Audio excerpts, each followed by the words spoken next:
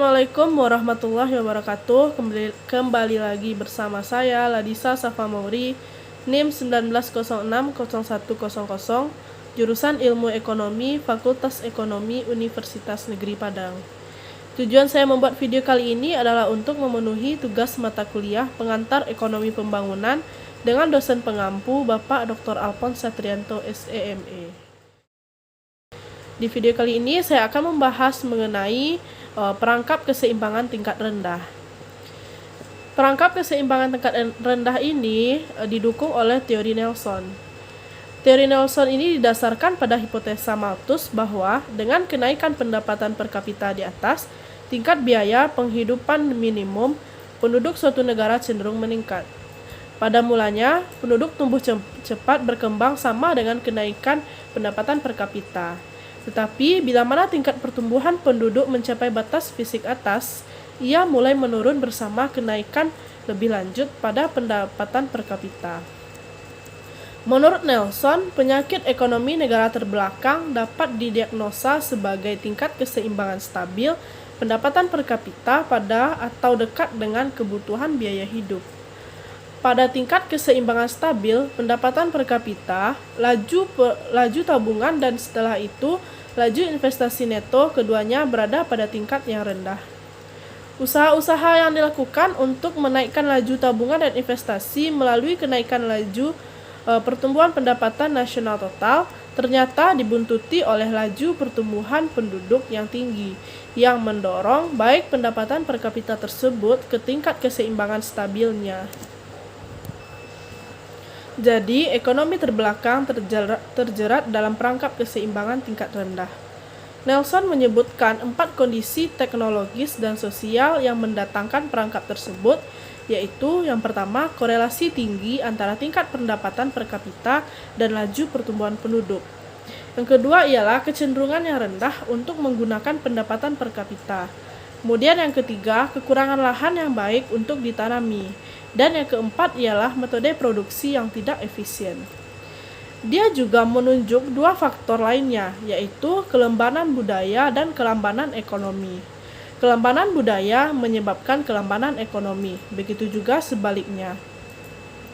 Nelson memakai 3 macam hubungan untuk menggambarkan perangkap ekonomi pada tingkat pendapatan rendah tersebut. Pertama, pendapatan adalah fungsi dari persediaan modal, tingkat teknologi, dan besarnya penduduk.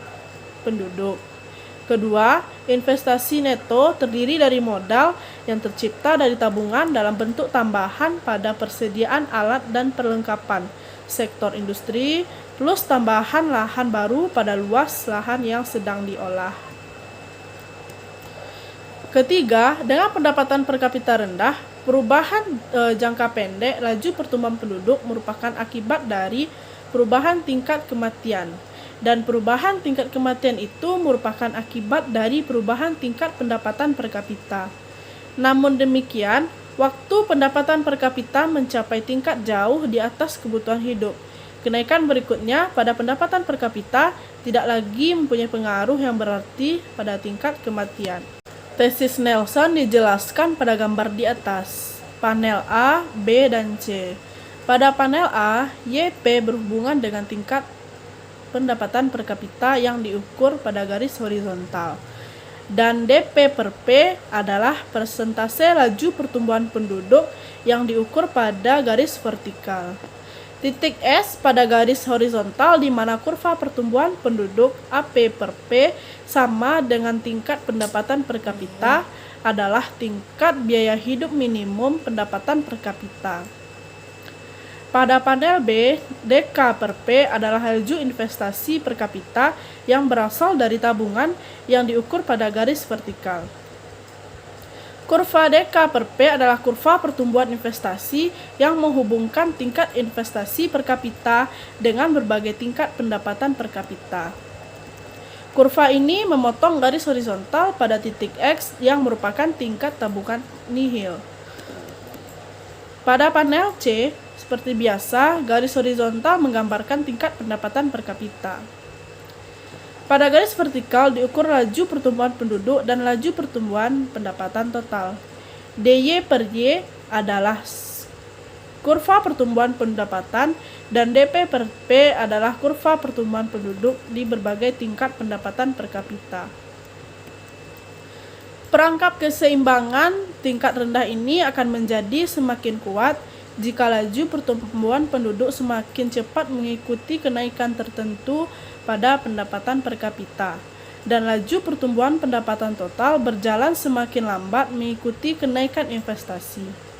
Untuk keluar dari perangkap ini, ekonomi tersebut memerlukan suatu lompatan terputus melampaui tingkat pendapatan per kapita atau YP aksen, supaya dapat mencapai titik keseimbangan tidak stabil baru, yaitu titik L.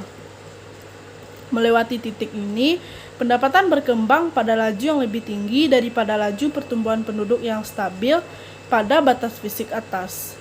Jadi, kenaikan pendapatan per kapita adalah kumulatif melampaui tingkat YP aksen, sampai perekonomian mencapai titik YP aksen, di mana laju pertumbuhan pendapatan sama dengan laju pertumbuhan penduduk pada suatu titik keseimbangan stabil baru, yaitu titik N. Nelson menunjuk pada sejumlah faktor untuk melepaskan diri dari perangkap keseimbangan tingkat rendah itu. Pertama, harus ada lingkungan sosial politik yang menguntungkan di negara bersangkutan. Kemudian yang kedua ialah struktur sosial harus diubah dengan memberikan tekanan lebih besar pada penghematan dan kewirausahaan. Perangsang yang lebih besar harus diberikan guna untuk memproduksi agar menjadi lebih banyak. Yang ketiga, langkah-langkah harus diambil untuk mengubah distribusi pendapatan. Pada waktu yang sama memungkinkan akumulasi kekayaan oleh penanam modal. Keempat, harus ada program investasi pemerintah yang menyeluruh. Kemudian yang kelima ialah pendapatan dan modal harus dinaikkan dengan yang didapat dari luar negeri. Yang keenam, teknologi produksi yang lebih baik harus dipakai untuk memanfaatkan secara penuh sumber-sumber yang ada sehingga pendapatan naik dari input tertentu. Usaha melepaskan diri dari perangkap keseimbangan tingkat rendah di negara terbelakang memerlukan penerapan semua langkah-langkah tersebut secara berkesinambungan, supaya laju pertumbuhan pendapatan naik lebih cepat daripada laju pertumbuhan penduduk. Sekianlah video kali ini. Jika salah dan janggal, mohon maaf. Assalamualaikum warahmatullahi wabarakatuh.